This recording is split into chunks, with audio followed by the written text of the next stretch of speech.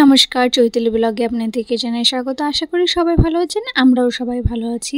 আজ ওলকপি আলু দিয়ে পুঁটি মাছের তরকারি রান্না করব, তারই রেসিপি আপনাদের সাথে শেয়ার করব। তার জন্য পুঁটি মাছগুলোকে খুব ভালোভাবে প্রথমে ভেজে নিতে হবে। ভাজা হয়ে গেলে মাছগুলোকে তুলে নেব।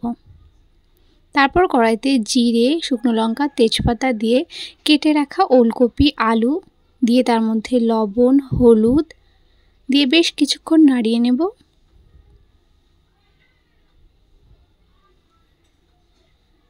বেশ কিছুক্ষণ ভালোভাবে কষানো হয়ে গেলে তার মধ্যে এবার পরিমাণ মতো জল দিয়ে দেব। তরকারিটা ফুটে এলে এর মধ্যে ভেজে রাখা পুঁটি মাছগুলো এবার দিয়ে দেব। দিয়ে বেশ কিছুক্ষণ ভালোভাবে নেড়ে নিতে হবে।